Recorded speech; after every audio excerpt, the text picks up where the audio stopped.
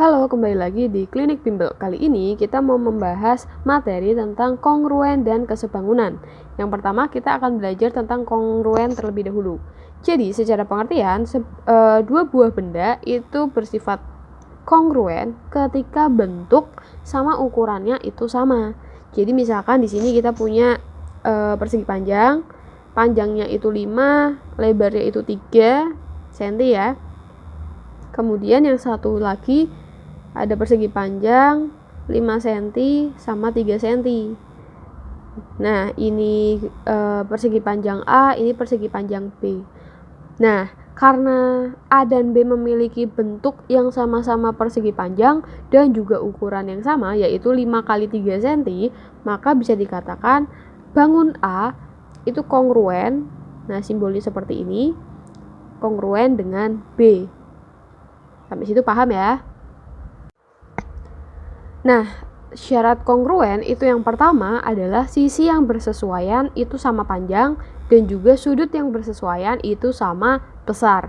Nah, di sini ada dua bangun namanya trapesium ya. Kalau kalian lihat itu bentuknya sama. Di sini ada sisi miring. Jadi kan bentuk trapesium itu bermacam-macam.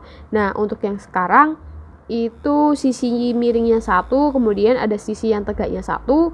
Gambar kedua juga sama, sisi tegaknya satu, sisi miringnya satu. Kemudian kalau kita ditanya sisi yang bersesuaian antara gambar A sama gambar B, maka kita bisa cek nih, sisi AB yang ini ya, itu punya simbol garis 2, maka dia akan bersesuaian dengan KL karena dilihat dari simbolnya. Kalau simbolnya sama itu artinya dia panjangnya itu sama, berarti nanti bisa kita tulis sisi AB itu akan bersesuaian dengan KL. Kemudian sisi BC itu akan sama dengan ML. Berarti sisi BC itu akan bersesuaian dengan LM. Kemudian apalagi? Yang CD bersesuaian dengan MN. CD bersesuaian dengan MN. Dan yang terakhir, sisi AD akan bersesuaian, yang 4 ini ya, dengan KN. Nah, seperti itu. Kemudian, kalau sudut yang bersesuaian, berarti kita bisa lihat nih, sudut, misalkan nih sudut C. Sudut C itu akan sama dengan sudut M atau bersesuaian dengan sudut M. Kemudian sudut B itu akan bersesuaian dengan sudut L gitu ya. Nih, simbolnya sama nih, sama besar artinya. Kemudian sudut di A berarti akan bersesuaian dengan sudut di K, dan sudut di D akan bersesuaian dengan sudut di N. Sampai situ paham ya? Nah, oleh karena itu kita tahu bahwa trapesium ABCD itu kongruen dengan KLMN. Jangan lupa penulisannya itu harus sesuai dengan titik yang bersesuaian. Misalkan di sini titik A itu bersesuaian dengan titik K ya. Jadi kalau nanti kita tulis trapesiumnya BCDA, maka dia akan bersesuaian dengan LMNK. Nah, gitu ya. Kemudian, gimana sih kalau kongruen itu bangun dua segitiga? Nah, dikatakan kongruen itu segitiga jika memenuhi di antara 5 poin ini.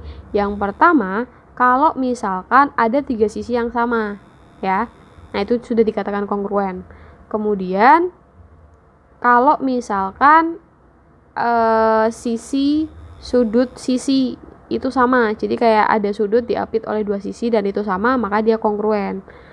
Atau yang ketiga, sudut sisi sudut, bentuknya kayak gini, kemudian sudut-sudut sisi sama. Kalau yang nomor 5 itu untuk segitiga siku-siku, kalau misalkan sisi miring yang ini dan salah satu sisi lainnya itu sama, berarti sudah masuk ke dalam kongruen.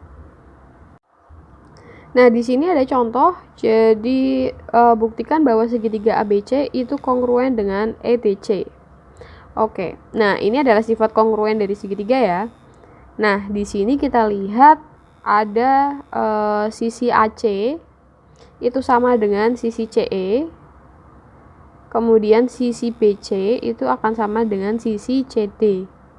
Berarti kalau kita perhatikan segitiganya, maka yang pertama kita coret itu sisi segitiga digambar itu bukan sisi miring, bukan yang siku-siku tadi, poin kelima. Jadi kita coret aja. Nah, berarti ada dua sisi yang sama. Ada sisi. Berarti yang punya dua sisi yang sama itu yang poin ini. Nah, sekarang mari kita buktikan. Dari gambar kita tahu bahwa sisi AC itu akan sama dengan CE karena ada simbolnya dan simbolnya itu sama. Jadi sama panjang. Oke. Selain itu, berarti kita juga tahu sudut ACB, berarti ACB yang ini itu akan sama dengan sudut ECD. Kenapa? Ingat, kalau misalkan di pelajaran kelas 7, kalau di sini ada sudut, maka kalau dia bertolak belakang, itu besarnya akan sama. Jadi dia itu sama sudutnya karena bertolak belakang.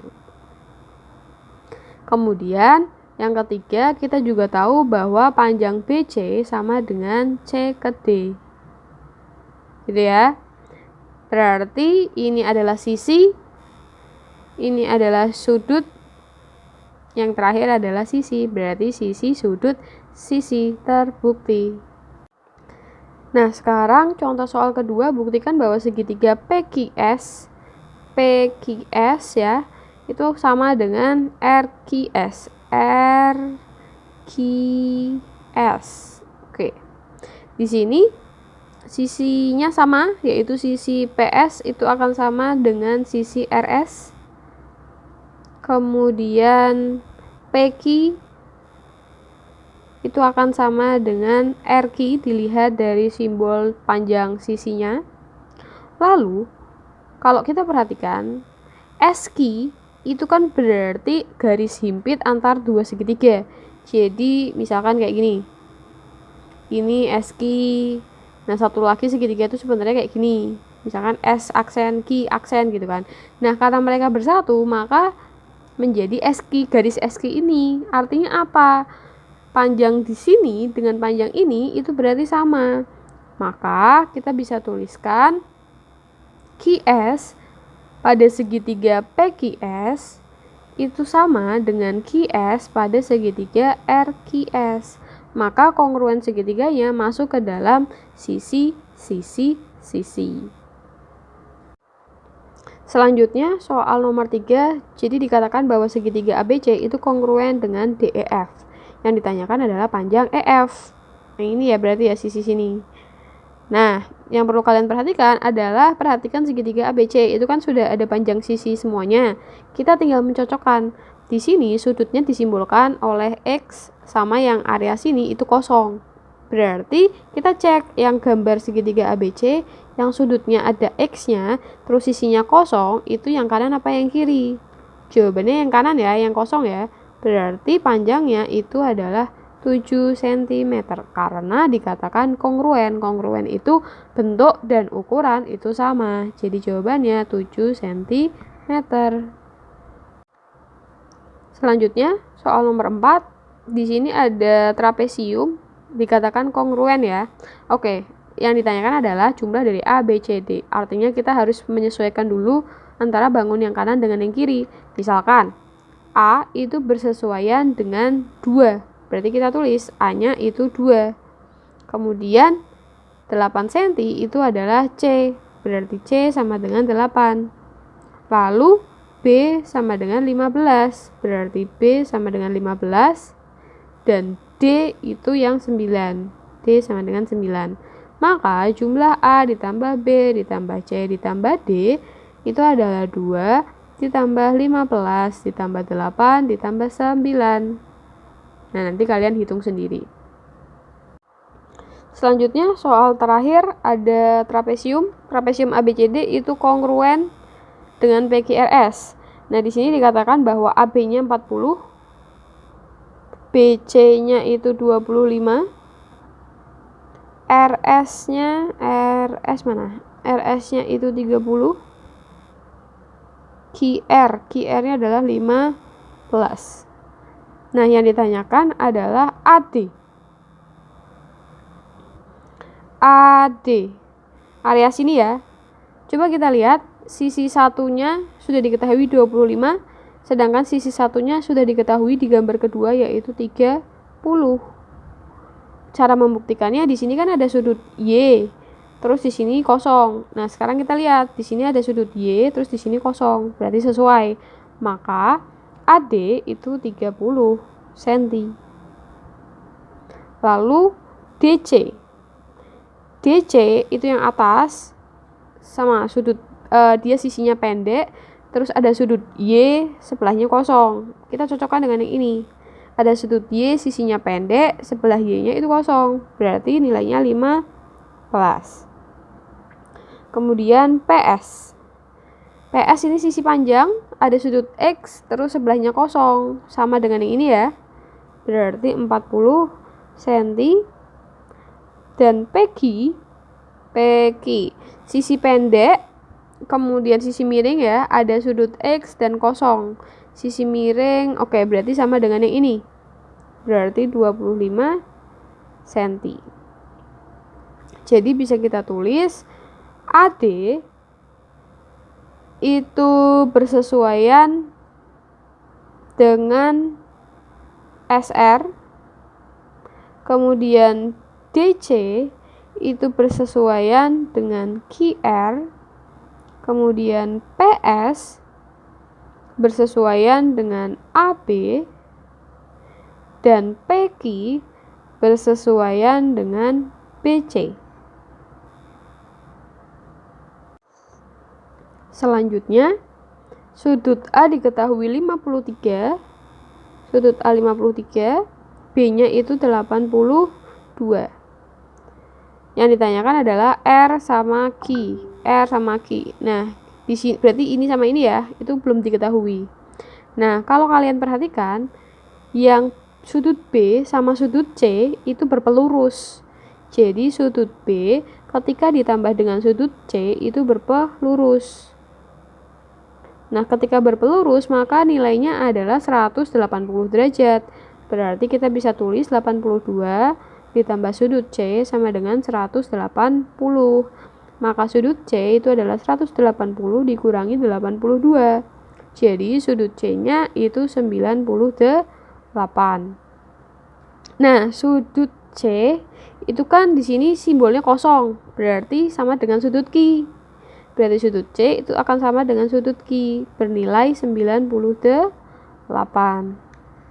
Kemudian yang satunya berarti yang ini ya, berpelurus sama D. Berarti sudut A ditambah sudut D itu 180. Sudut A-nya adalah 53, sudut D-nya ditanyakan, 180-nya itu tetap. Jadi sudut D itu 180 dikurangi 53. Berarti sudut D-nya 127. Nah, sudut D itu kan tadi disimbolkan Y, berarti sama dengan sudut R, bernilai 127 derajat. Jadi R-nya itu adalah 120 derajat dan Q-nya 98 derajat.